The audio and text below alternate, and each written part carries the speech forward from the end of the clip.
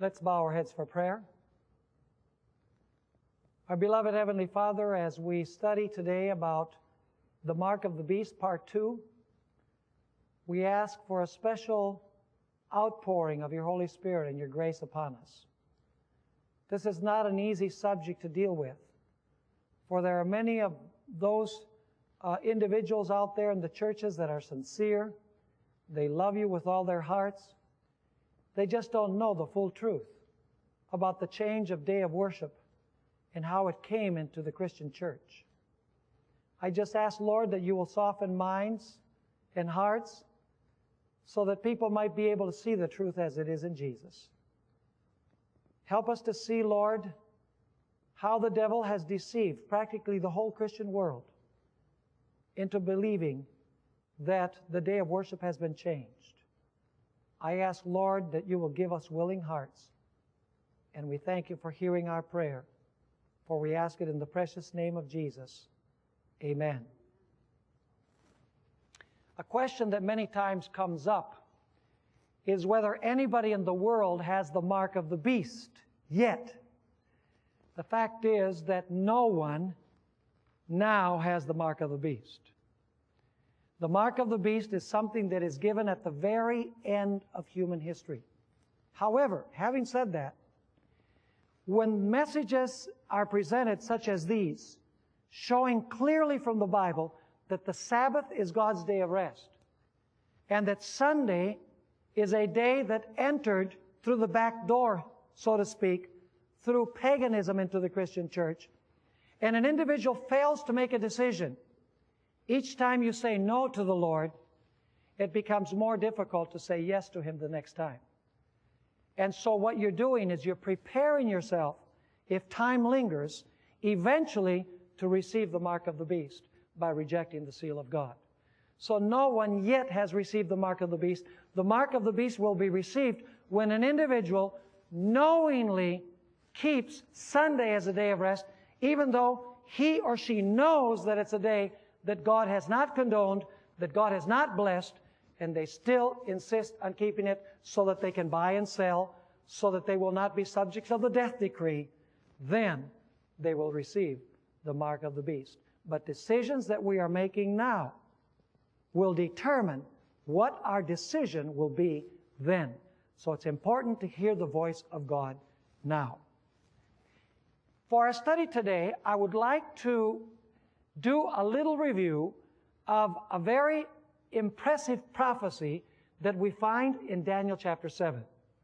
And I'm not going to study, obviously, all the prophecy in this chapter. I'm just going to give you the highlights. I want you to see the sequence of powers that we have in this chapter.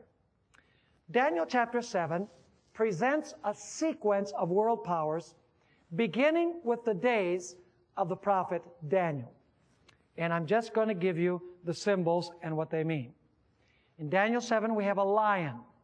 That lion represents the kingdom of Babylon. Then we have a bear. The bear represents the kingdom that succeeded Babylon. It represents the Medes and the Persians. Then we have a leopard beast. The leopard beast represents the kingdom of Greece. Then we have a dragon beast. It's not called a dragon in Daniel chapter 7, but it certainly acts like a dragon. It tramples and it has iron teeth and it destroys everything it finds in its way. And of course, that fourth beast represents the Roman Empire. But then we're told that from the head of that fourth beast come forth 10 horns, which represent the kingdoms into which the Roman Empire was divided as a result of the barbarian invasions. By the way, this happened in the year 476.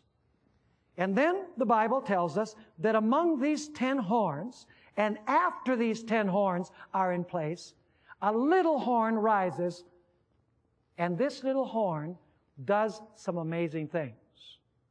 It persecutes the saints of the Most High. It speaks blasphemous words against the Most High. It thinks it can change times and the law of God. And it rules for time, times, and the dividing of time. Now there can be no doubt, as we examine the sequence of powers, that this little horn represents the Roman Church. Simply because we follow the sequence of powers. Babylon, Medo-Persia, Greece, the Roman Empire, the divided Roman Empire, and then in the divided Roman Empire, which took place in the year 476, was finalized in the year 476, then you have the little horn that comes up and it rules for times, and the dividing of time, which is equivalent to 1,260 days. But in prophecy, days are equal to years. There's just no way around it. There's only one system in the world that arose from ancient Rome that ruled over 1,000 years, and that is the Roman Catholic papacy. Now I want to dwell on one particular characteristic of the little horn. Go with me to Daniel chapter 7 and verse 25. Daniel chapter 7 and verse 25. It says here, speaking about the little horn, he shall speak pompous words against the Most High, shall persecute the saints of the Most High. Let's just stop there for a moment. The pompous words in Revelation are identified as blasphemies. And the Bible identifies blasphemies as when a man claims to be God or have the powers of God, and when a mere man claims to be able to forgive sins. Now you know that the Roman Catholic papacy claims that they have the Vicar of Christ on earth, one who has the authority of Jesus Christ, who is God. And it's a system that claims to have the power to forgive sins. Also, you've heard, we've studied this, about the Inquisition, the persecuting of those who were not in harmony with the church through the arm of the state. That's what this is talking about. He shall speak pompous words against the Most High, shall persecute the saints of the Most High. And then here's the characteristic I want to dwell on, and shall intend or shall think to change times and law. And then it tells us that he would attempt to do this for times, and the dividing of time, that is for 1,260 years. Now, in our last lecture, we studied the quotations from several theologians. These theologians of the Roman Catholic Church told us that the change of the Sabbath to Sunday was performed by the church. Some of them even say that the change was made by the Pope. It's not talking about a particular Pope. It's talking about a succession of popes, by the papacy, in other words. They unabashedly say so. They say that the day was changed by the Roman Catholic Church or by the papacy. Now somebody might say, well, Pastor, you know, those are quotations from theologians. And even though theologians of the Catholic Church are important, what evidence do you have of higher-ups in the Roman Church that say the same thing as these theologians? Well, perhaps the most respected person in the world until recently was Pope John Paul II. Highly respected all over the world for his moral views. On May 31, 1998, Pope John Paul II published an apostolic letter. An apostolic letter is a letter that he writes to the religious leaders of the church, giving them counsel. The name of this apostolic letter was Dies Domini, which means the Lord's Day. And what I'm going to share with you is many of the aspects that we find in this apostolic letter, Dies Domini. Now, allow me to make a note of clarification as we begin. And that is that what I'm going to share with you has nothing to do with John Paul II as a person. We're not going to get into personalities here. What I'm going to deal with is I am going to compare his views in his apostolic letter with what the Bible says. What we're going to do is we're going to discuss things theologically, and we're going to leave the personal aspect out of the question. So we're going to study his theological views in Dies Domini as compared with the Bible. And we're going to do it in question and answer form. Now here's the first question. According to the Bible, which day did God bless and sanctify, and which day in the Bible is called the Lord's Day? Well, I can answer biblically very clearly with Scripture. There's no doubt whatsoever that the seventh-day Sabbath is the day that God blessed and sanctified. And there's no doubt biblically that the Sabbath is the Lord's Day. You say, where in the Bible do we find this? Let's read several verses. Genesis chapter 2 and verses 2 and 3. Genesis 2 verses 2 and 3. It's explicit. By the way, somebody might say, well, you know, the Sabbath was made for the Jews, and the Sabbath was made to point forward to Jesus, who was going to die on the cross, and he was going to be our rest. The fact is, what I'm going to read now actually is describing something that existed before there was any Jew. Before there was any sin, there was no need of any cross. There was no need of redemption. It's part of God's original plan. Genesis 2, 2 and 3. And on the seventh day, God ended his work which he had done. And he rested on the seventh day from all his work which he had done. Then God blessed the seventh day and sanctified it, because in it he rested from all his work which God had created and made. 3 times it speaks of the seventh day. And we're told that God blessed and sanctified the seventh day. Is that explicit and clear enough? I mean, there's no way around it. Now let's go to the 4th commandment of God's law. Do you think the 10 commandments are still binding today? You know, some people think that they're the 10 suggestions or the 10 recommendations. The fact is that no Christian in the world today would say that the 10 commandments are no longer important. Although some churches say that the 10 commandments were nailed to the cross, and then they'll turn right around and they'll say, we need to have the 10 commandments in our courtrooms. Now, you can't talk out of both sides of your mouth. They were either nailed to the cross or they were not nailed to the cross. Period. Exodus 20 and verse 8. Remember the Sabbath day to keep it holy. 6 days you shall labor and do all your work. But the seventh day is the Sabbath of the Lord your God. Which is the Lord's day? The seventh day is the Sabbath of the Lord. See, it's a possessive. Is the Sabbath of the Lord your God. In it you shall do no work. You, nor your son, nor your daughter, nor your male servant, nor your female servant, nor your cattle, nor your stranger who is within your gates. For in 6 days the Lord made the heavens and the earth, the sea, and all that is in them, and rested, which day? The seventh day. Therefore the Lord blessed the Sabbath day and hallowed it.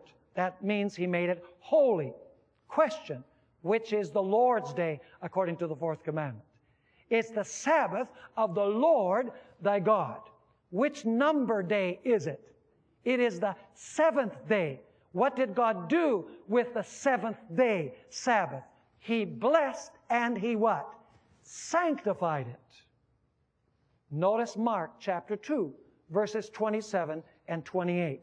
Mark 2, 27 and 28. Let's notice who Jesus said the Lord's day is. And he said to them, the Sabbath was made for man and not man for the Sabbath. That's why the Sabbath was made after man, because it was made for the benefit of man. If God had made the Sabbath first and then man afterwards, he would have been making man for the Sabbath. And so it says The Sabbath was made for man, and not man for the Sabbath. Therefore, the Son of Man is also Lord of Sunday. That's not what the text says. It says, therefore the Lord is what? The Son of Man is Lord of the what? Of the Sabbath. So if Jesus is the Lord of the Sabbath, what is the Lord's Day? I mean, a child can understand this. The Lord's Day is the Sabbath. By the way, the only day in the Bible that God claims as His is the Sabbath. Notice Isaiah 58, verses 13 and 14. Isaiah 58, 13 and 14. If you turn away your foot from the Sabbath, from doing your pleasure on my holy day. What does God call the Sabbath? My holy day. And call the Sabbath a delight, the holy day of Moses. No. It says, the holy day of the Lord, honorable, and shall honor Him, not doing your own ways, nor finding your own pleasure, nor speaking your own words. Then you shall delight yourself in the Lord. What is the Lord's day? The Lord's day is the Sabbath. What number day is the Sabbath? The seventh day. What did God do with the seventh day? He blessed and sanctified it. Now I want you to see what John Paul II said in Dies Domini. And I'm going to mention the paragraph because this document is divided into paragraphs. This is what he says. Unabashedly. In the first place, therefore, Sunday is the day of rest, because it is the day blessed by God and made holy by Him, set apart from the other days to be among all of them the Lord's day. Did you catch that? Where does the Bible say that Sunday is the Lord's day? Where does it say anywhere that God made Sunday holy and God blessed Sunday? Nowhere. You can look from Genesis to Revelation. You will find no verse where it says that Sunday is holy. You will uniformly find that Sabbath is the Lord's day. Sabbath is the day that God sanctified and blessed. This is an outright untruth. By the way, if Jesus or the apostles had changed the Sabbath to Sunday, there would have been an uproar among the Jews. Allow me to share this quotation from Sam Bakyoki, who's written extensively about the Sabbath. And by the way, Sam Bakyoki died just recently. He wrote a very good book titled From Sabbath to Sunday that it would be good for everyone to read, because there he gives the historical evidence of how Sabbath was changed to Sunday. It wasn't biblical. It was several historical circumstances that took place. And here in this quotation, which is in his internet publication Issues for Friday, August 7, 1998, he says this: if Paul or any other apostle had attempted to promote the abandonment of the Sabbath, a millenarian institution deeply rooted in the religious consciousness of the people, and the adoption instead of Sunday observance, there would have been considerable opposition on the part of Jewish Christians, as was the case with reference to the circumcision. Do you remember that when circumcision was abolished, there was an uproar among the Jews, and they had to call a council in Jerusalem? He continues saying, the absence of any echo of Sabbath Sunday controversy in the New Testament is a most telling evidence that the introduction of Sunday observance is a post-apostolic phenomenon. In other words, it came in after the days of the apostles. Now I want to ask another question. Which is the day that stands at the very heart of all worship? Let's let the Bible tell us. Revelation chapter 14, verses 6 and 7. Then I saw another angel flying in the midst of heaven, having the everlasting gospel to preach to those who dwell on the earth, to every nation, tribe, tongue, and people, saying with a loud voice, Fear God and give glory to Him, for the hour of His judgment has come. And now listen, and worship Him who made heaven and earth, the sea, and the springs of water. The first angel's message calls us to worship whom? To worship the Creator. Now my question is, where does the language from the first angel's message come from? This language, worship Him who made heaven, the earth, the sea, and the springs of water. This language comes from Exodus 20 and verse 11, and it comes ultimately from Genesis chapter 2 and verses 2 and 3.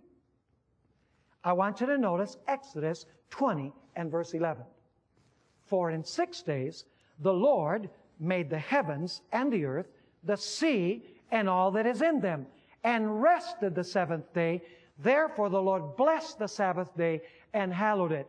Notice, both the text in Exodus 20 verse 11 and the text in Revelation 14 verse 7 bring to view the Creator of the heavens, the earth, the seas, and everything that is in them. And the fourth commandment says that the sign of the Creator is what?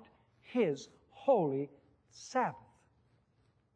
So let me ask you, which day is at the very heart of all worship? The Sabbath. By the way, in our last lecture, we read Isaiah 66, verses 22 and 23, where it says that when we get to the new earth, after God has created a new heavens and a new earth, we will come from new moon to new moon. That means from month to month, because we're going to eat from the tree of life. We'll come from month to month and from Sabbath to Sabbath to worship before the Lord. In other words, we're going to come on Sabbath to worship before the Lord because He has created a new heavens and a new earth. It will be the sign of a new creation. In other words, at the heart of all worship is the Sabbath, because the Sabbath identifies the Creator. But what does John Paul II say in Dies Domini? Paragraph 19 of his document. Listen to this. The intimate bond between Sunday and the resurrection of the Lord is strongly emphasized by all of the churches of East and West. He's saying that there's a link between Sunday and the resurrection of Jesus. And this link is clear in the churches in the East and in the West. In other words, the Catholic and Eastern Orthodox. He continues saying, in the tradition of the Eastern churches in particular, every Sunday is the Anastasimos Hemera. That means the day of the resurrection. And this is why it stands at the heart of all worship. What stands at the heart of all worship, according to John Paul II? It's not the Sabbath of creation. And by the way, Jesus rested in the tomb on the Sabbath as well. Jesus was the Creator. He rested the seventh day. Jesus said it is finished on the cross, and He rested in the tomb on the seventh day. When He creates a new heavens and a new earth, we will rest on the seventh day. The Bible is clear. John Paul II says, in the churches of East and West, Sunday is at the very heart of worship. Is it surprising that the beast demands worship on Sunday and imposes the mark, which is the observance of Sunday as the day of rest, as the sign of His authority? Here's another question. What is the distinguishing mark of God's people? Well, the Bible says that the distinguishing mark of God's people is the Sabbath. Notice Ezekiel chapter 20 and verse 12. Ezekiel chapter 20 and verse 12. God says, moreover, I also gave them my Sundays. No, that's not what it says. Moreover, I also gave them my Sabbaths to be a what? A sign between them and me, that they might know that I am the Lord who sanctifies them. How do we know the Lord who makes us holy or sanctifies us? What is the sign? The sign is the Sabbath. Notice Ezekiel chapter 20 and verse 20. God says, hallow my Sabbaths, and they will be a sign between me and you, that you may know that I am the Lord your God. What is the sign that shows that we are the subjects of the Lord our God? The Sabbath, according to the Bible. What does John Paul II say in Dies Domini? Paragraph 21. He appeals to Revelation chapter 1 and verse 10. I was in the Spirit on the Lord's day. Now, if you let the Bible explain itself, what is the Lord's day? The Sabbath. You see, but he says the Lord's day there is Sunday. Do you know why he says that? He says that because at the end of the 2nd century, in the apocryphal Gospel of Peter, it's an apocryphal book, it says there that the Lord's day is Sunday. But it's not until the end of the 2nd century. Now let me put this into some perspective so that you can understand the time frame. The 1st century covers from the year 1 till the year 99. The 2nd century goes from the year 100 till the year 199. Now the book of Revelation was written, according to most scholars, around the year 95. So I want you to notice that the apocryphal Gospel of Peter was written towards the end of the 2nd century, 100 years after the book of Revelation was written. And so it's not fair to take the meaning of the Lord's Day 100 years later and project that back into the book of Revelation. In other words, the meaning of the expression Lord's Day in the apocryphal Gospel of Peter does not necessarily mean the same as in the book of Revelation. Now let's notice. He says the book of Revelation gives evidence of the practice of calling the first day of the week the Lord's Day. It says no such thing. Revelation chapter 1 and verse 10 does not identify which day it is. It simply calls it the Lord's Day. By letting the Bible explain itself, the Lord's Day is the 7th day of the week, Sabbath. Now notice what he continues saying. This, that is Sunday observance, would now be a characteristic distinguishing Christians from the world around them. According to John Paul II, what is the sign that distinguishes Christians from the world? Sunday. Notice what he says in paragraph 30. Given its many meanings and aspects, and its link to the very foundations of the faith, the celebration of the Christian Sunday, listen to that, the celebration of the Christian Sunday remains on the threshold of the 3rd millennium an indispensable element of our Christian what? Identity. Notice what he says in paragraph 7. Sunday is a day which is at the very heart of the Christian life. So according to John Paul II, what is the distinguishing sign between God and His people that distinguishes them from the world? It's Sunday. But the Bible says that the distinguishing sign is the Sabbath. Now let's ask another question.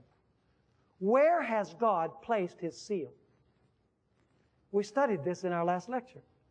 The seal of God is found in the 4th commandment because it has the 3 characteristics of a seal. It has His name, His office or function, and the territory over which He rules. Very clearly, the Sabbath is God's seal. Notice Exodus chapter 20 and verse 11. For in 6 days the Lord, that's His name, made, that's His function, He's the Creator, the heavens and the earth, the sea, and all that is in them. That is His territory. Now I want you to notice what John Paul II says contains the seal of God.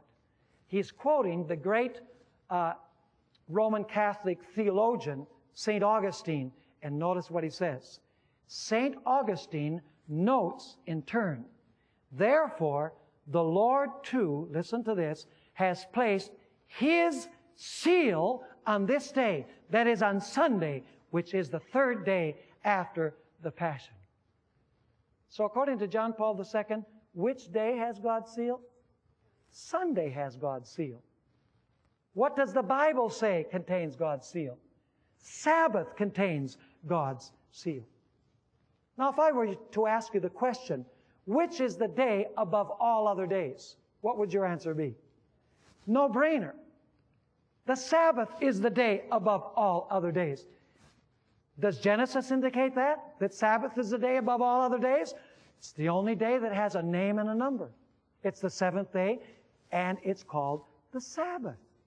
It's the only day that God blessed. It's the only day that God sanctified. It's the only day that God rested. It's the day that Jesus rested in the tomb. It's the only day that God calls His. It's the only day in which manna did not fall. Which is the day above all days? There is no doubt whatsoever, biblically, that the day above all days is the Sabbath. But what does John Paul II say in Dies Domini? Paragraph 25.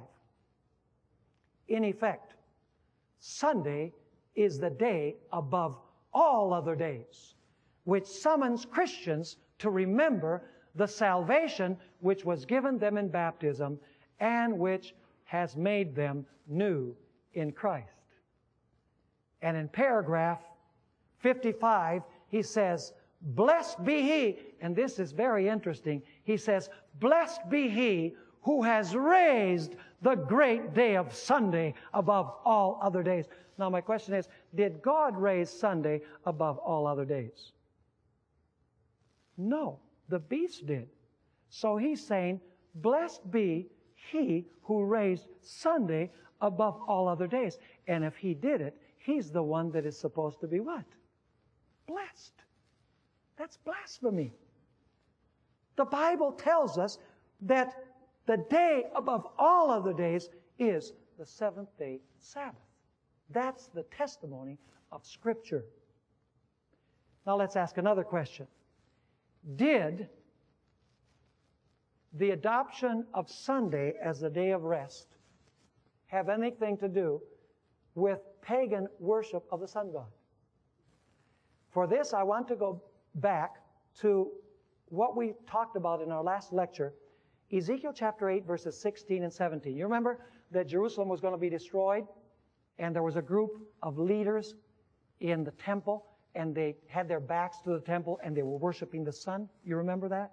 They were worshiping the sun to the east, and there was a group that were sighing and crying because of this abomination and other abominations that were being committed in the temple. Let's read about it. Ezekiel 8, 16 and 17. So he brought me into the inner court of the Lord's house, and there, at the door of the temple of the Lord, between the porch and the altar, were about 25 men with their backs toward the temple of the Lord and their faces toward the east, and they were worshiping the sun toward the east. And he said to me, have you seen this, O Son of Man? Is it a trivial thing to the house of Judah to commit these abominations which they commit here? For they have filled the land with violence. Then they have returned to provoke me to anger. Now let me ask you, did John Paul II make any connection between the pagan worship of the sun and Christian worship on Sunday? I want to read an amazing statement that he makes in Dies Domini, paragraph 27. You remember last time that I asked the question whether worshiping the sun is the same thing as worshiping on the day of the sun? Remember that? And I showed that in principle, worshiping on the day of the sun is the same thing as worshiping the sun. In principle, it's the same. Because God didn't make the sun for worship. If you worship the sun, which is a secular object, you're practicing idolatry. If you make a day of worship for worship that God didn't make for worship, and you're using it as a day of worship, that's idolatry, because God didn't make it for worship. It's a man-made day for worship. Are you following me? Listen to what he says in paragraph 27. Wise pastoral intuition suggested to the church the Christianization of the notion of Sunday as the day of the sun. In other words, the day of the sun, he's saying, was Christianized. It was adopted into Christianity, and Sunday became the day of Christians as well as the day of pagans. I don't say it. John Paul II says it. And by the way, I don't know if any of you have ever been to the Vatican Museum. It is an amazing sight to see. The one thing that amazed me more than anything else is to see the number of sunbursts that are found there in the Vatican Museum. Not only in the Vatican Museum, but in Roman Catholic cathedrals and churches. There are sunbursts over the heads of saints. There are sunbursts on the altars, on the glass-stained windows, on the works of art, on the chalices, on the vestments. There's sunbursts, rays coming from all over the place. This does not come from the Bible. This comes from ancient paganism. And by the way, Roman Catholic authors have made it very clear that they realize that many of the practices of the church came directly from paganism. And in Dies Domini, John Paul II is admitting that the day of the sun was Christianized. By the way, it came in the times of Emperor Constantine, who called it the venerable day of the sun. He also called it the invincible sun. You see, he was a sun worshiper, so now, because he was a politician, he sees Christians all over the empire, so he says, hey, how can I join Christians and pagans? He says, hey, the pagans keep the first day of the week in honor of the sun, and Christians, you know, they're starting to keep the day of Sunday in honor of the resurrection. Maybe we can merge the two. And this can be shown to be true historically. Well, let me ask you this question. Should the observance of Sunday be guaranteed by civil legislation? In other words, should the church appeal to the state so that the state will guarantee that people can keep Sunday, or Saturday for that matter, as a day of rest? Well, let's see what the Bible has to say. Matthew chapter 22 and verses 21 and 22. And he said to them, render therefore to Caesar, this is Jesus speaking, the things that are Caesar's, and to God the things that are God's. To whom does the Sabbath belong? To Caesar or to God? The Sabbath belongs to God. So, should Caesar get involved in mandating worship on Sunday and guaranteeing it by civil legislation? Absolutely not. By the way, the First Amendment to the Constitution of the United States says Congress shall make no law respecting an establishment of religion, nor prohibiting the free exercise thereof. In other words, Congress can't make any law having to do with establishing religion or forbidding the free exercise of religion. The state should be independent from the religion business. It's here to rule in civil matters. That's what Jesus meant when he said, render therefore to Caesar what is Caesar's, and to God what is God's. And by the way, that's what's represented by the two horns like a lamb, which we studied about. Remember the beast that rose from the earth that had two horns like a lamb? Two kingdoms in one nation. The United States recognizes two kingdoms, the kingdom of the church and the kingdom of the state, but separate from one another. What does John Paul II say in Dies Domini about the state getting involved in legislating the day of worship? Notice paragraph 66.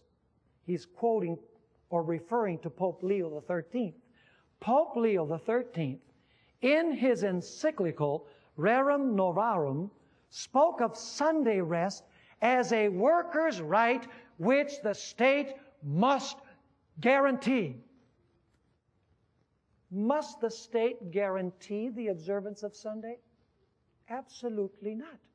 And by the way, I'm not going to read it, but in this same document, Pope John Paul II extols and praises the first Sunday law that was written by Constantine in the year 321. He says, this is the way that it should be done. And I'm paraphrasing him. Notice paragraph 67.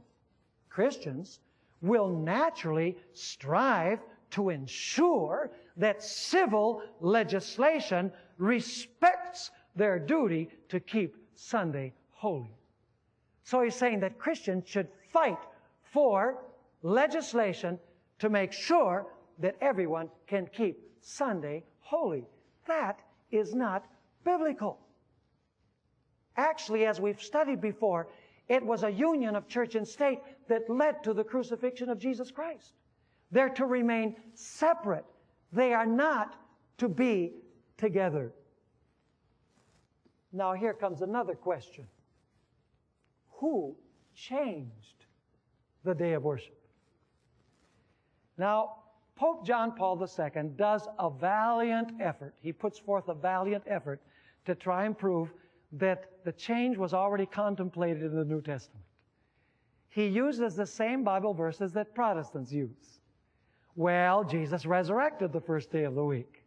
You know, Jesus appeared to the two disciples on the road to Emmaus on Sunday. You know, Jesus appeared to the apostles on Sunday night in the upper room.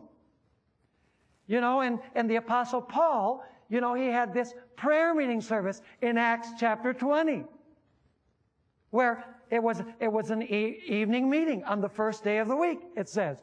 And also, the Apostle Paul said that we're supposed to take our tithes and offerings to the church on the first day of the week. 1 Corinthians 16, verses 1 and 2. But folks, all of those texts have been more than satisfactorily answered by Sam Bakioki in his book, From Sabbath to Sunday. And if I had the time, I would go into that. Just because Jesus resurrected on the first day of the week does not make the day holy. Nowhere does the Bible say that the day is holy because Jesus resurrected that day. Nowhere does it say we're supposed to go to church. That meeting that Paul held, according to Acts chapter 20, was an extraordinary meeting because he was leaving the next day. The people wanted to continue hearing him preach. And by the way, it was not a meeting on Sunday night. It was a meeting on Saturday night. I don't have time to show you that. And when people use 1 Corinthians 16 and verse 2, and they say that Paul was saying to take your offering to the church, in fact, it says that everyone was supposed to lay aside at home a certain sum the first day of the week. That's the way many versions translate it. The fact is, the Bible tells us, folks, that God sanctified and blessed the Sabbath because He rested on the Sabbath. In order for Sunday to be blessed and sanctified, God would have had to have rested on Sunday. And Jesus didn't rest on Sunday. He rested in the tomb on the Sabbath. Now, as you read this document carefully, you soon discover that John Paul II actually attributes the change to tradition and to Christians. Now, you have to read carefully. I think what he's doing, or what he did in this letter that he wrote, is that he wanted to appeal to Protestants. You see, Catholics traditionally have not used these verses from the Bible. Jesus resurrected the first day. He appeared to the disciples on Sunday night. And, you know, Paul had this meeting on Saturday night, which they say is Sunday night. And, you know, you're supposed to take your money to the church on Sunday, every first day of the week.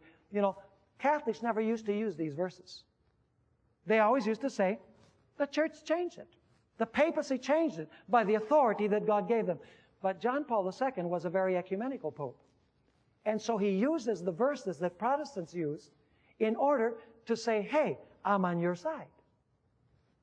But when you read the document carefully, he actually reveals whom it was that changed the day. Notice paragraph 6. It seems more necessary than ever to recover the deep doctrinal foundations underlying the church's precept. Speaking about Sunday. So whose precept is it? The church's precept.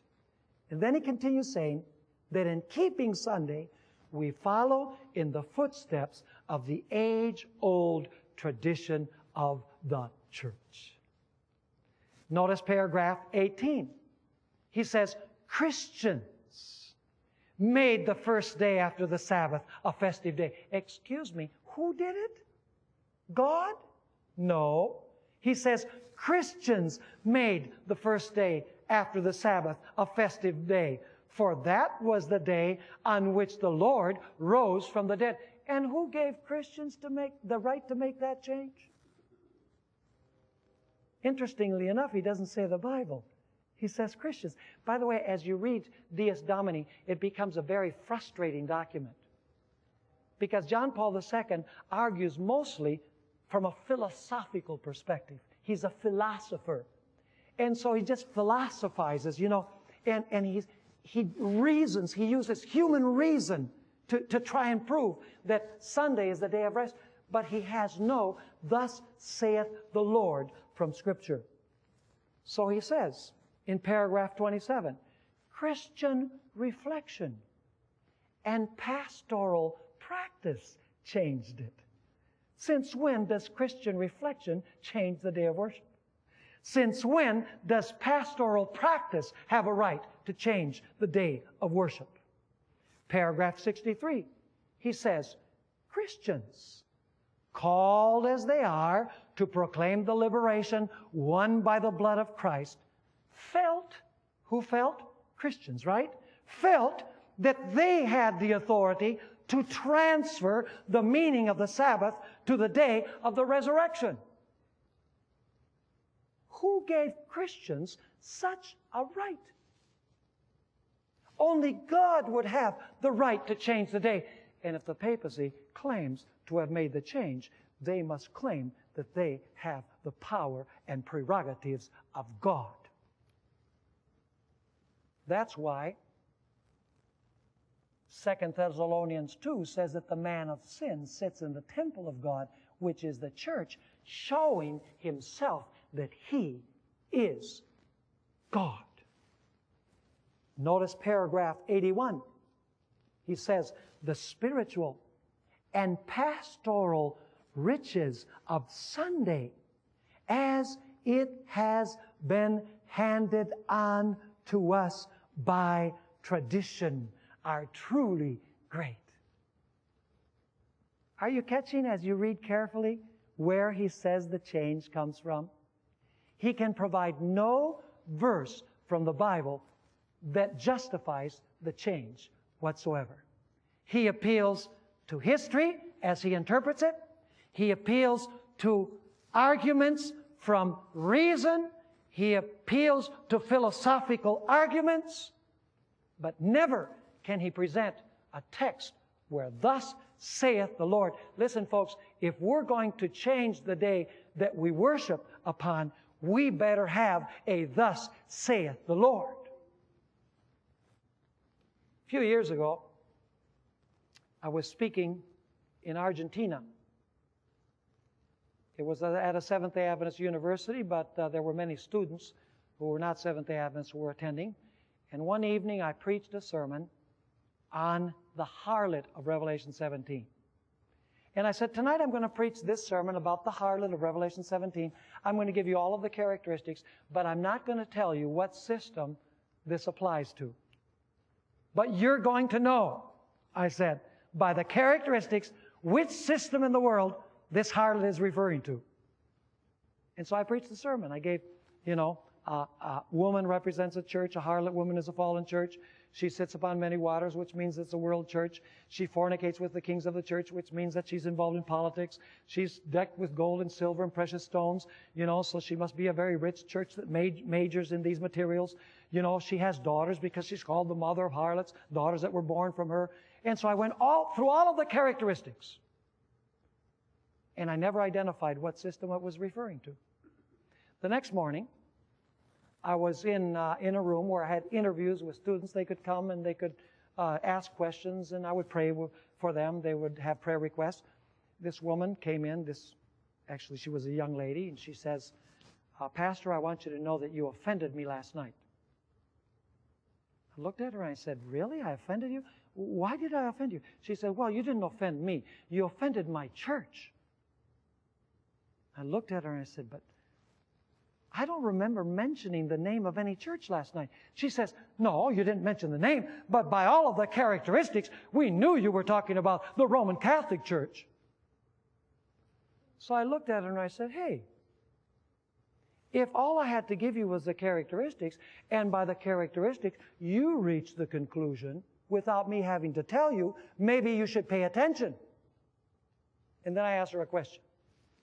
I said, which day of the week are we supposed to go to church and worship? She says, on Sunday. I said, oh, really? Why? She says, because that's what the Bible says. I said, really? Where? She says, well, the church has told us. The Bible says that we're supposed to keep Sunday. I said, have you ever read the Ten Commandments in the Roman Catholic Bible? She says, well, I can't remember reading them. I said, well, how about you get a Roman Catholic Bible and you read Exodus 20, verses 8 through 11 in your own Roman Catholic Bible? She says, what difference would it make? I said, if you read it in there, you're going to find that it says, remember the Sabbath day to keep it holy, and it's going to tell you that the Sabbath is the seventh day. She says, well, Sunday is the seventh day. I said, oh, really? Which day of the week did Jesus resurrect? She says, oh, he resurrected on the first day of the week. I said, really? And what day was the first day of the week? She says, Sunday. So I said, okay, so then the seventh day isn't Sunday. So, things started dawning. So I said, go read it.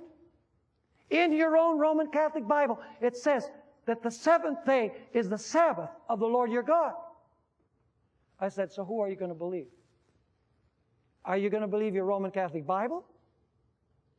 Or are you going to believe your Roman Catholic Pope?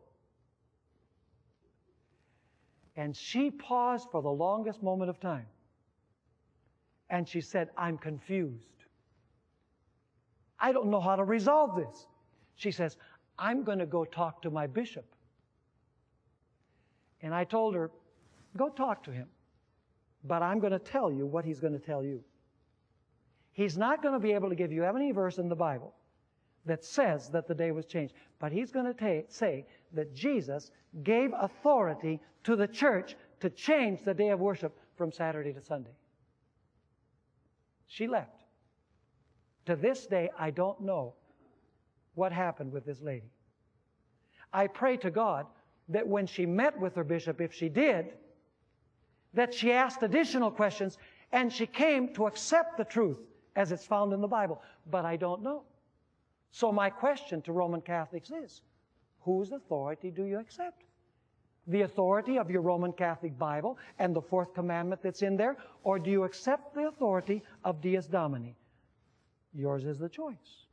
And I say to Protestants, do you accept the testimony of the Bible that the Sabbath was made at creation, it was blessed and sanctified by God, or will you observe the first day of the week, which never the Bible says was made holy by God, never says it was blessed by God, never is it called God's holy day? Will you keep that day thinking that you're keeping it because the Bible teaches it, but you're really keeping it because it has been handed down by the tradition of the Roman Catholic Church? This is where the choice is in the end time, folks. The choice in the end time is between the seal of God and the mark of the beast. It's between one day and another. The seal of God is the Sabbath. The mark of the beast is the first day of the week. You say, oh, you're saying then that the whole world is going to be divided by a day? Let me tell you, the day is only the means by which God will test you to see whose authority you accept, who you are loyal to. Do you remember that God placed a tree in the Garden of Eden known as the tree of the knowledge of good and evil? He said to Adam and Eve, you can eat of all of the trees of the garden. Like he says to us, you can work 6 days and do all of your labor.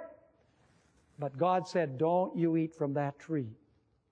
He was saying, that tree is off limits to you. That's my tree. That's not yours.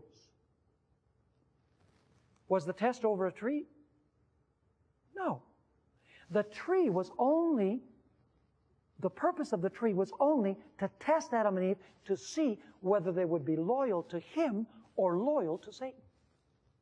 Whether they would accept God's authority or whether they would accept the devil's authority. The external tree was the means of testing to whom they would be loyal. And so at the end of time, the day of worship is the way in which God is going to test people to see to whom they will be loyal and whose authority they accept If you, in the end time, accept the authority of the beast, you will receive his day of worship. You will keep the first day of the week. The Bible says that those who receive the mark of the beast will receive the wrath of God. That's why this is such an important issue. I want to end with the quotation from that classic book, The Great Controversy, page 53. Here Ellen White speaks about the process of how Sunday was adopted. She says, the arch-deceiver had not contemplated this work. He was resolved to gather the Christian world under his banner and to exercise his power through his vice-regent, the proud pontiff who claimed to be the representative of Christ. In other words, vicarious filii. We'll study that later on.